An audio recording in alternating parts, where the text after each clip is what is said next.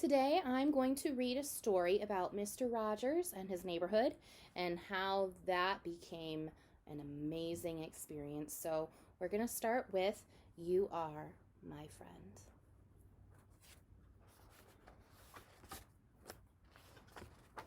In the springtime, when everything was growing and green, Freddie Rogers had to stay inside.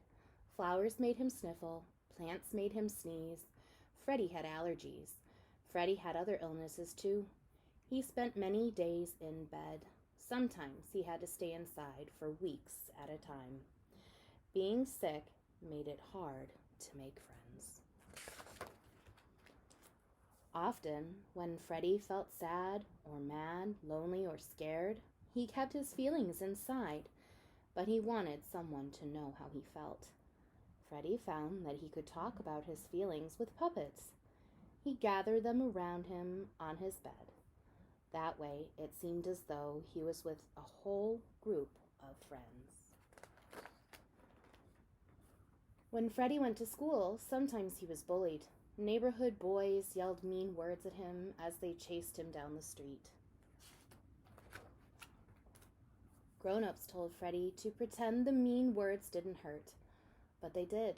Hiding his feelings didn't work. They just grew stronger. Sometimes, when he was all alone, Freddie cried.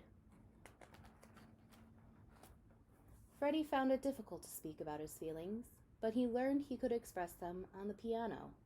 If he was angry, he played loud, low notes that sounded like thunder. He played high, sweet notes for happiness. Freddie felt better after he shared his feelings, through his music. Freddie's mother gave him a way to deal with his worried feelings. She told him to look for people who were helping. Freddie began to look for helpers right in his own neighborhood. He liked to visit Mama Belle Frampton. She welcomed him and showed him how to make toast sticks all by himself. Freddie liked the good feelings of learning something new from his neighbor. Fred's grandfather, McFeely, was an important friend. Fred loved to visit his grandparents' farm with its big stone wall. One day, Fred went into the room where all the adults were talking. No one looked his way. Fred asked if he could go walk on the big stone wall. Then, everyone looked his way. Most of the grown-ups said, "No, you might get hurt." But Grandpa McFeely said, "Yes." Fred climbed and walked, and then even ran on the wall. When at last Fred came back inside, he had a skinned knee, but he was happy. His grandpa told Fred that he liked him, just the way he was. He said Fred was special, and that just by being himself, Fred made the day special too. Fred let those words sink deep inside him. As he thought about them, he felt braver. He began to speak up. He tried new things. He reached out and made friends, even with people who weren't like him. One day, when Fred was grown up, he saw a television program. People were throwing pies in each other's faces. Fred did not like the pie throwing, but he thought television could be wonderful. What if, instead of showing people fighting, TV could show people helping one another?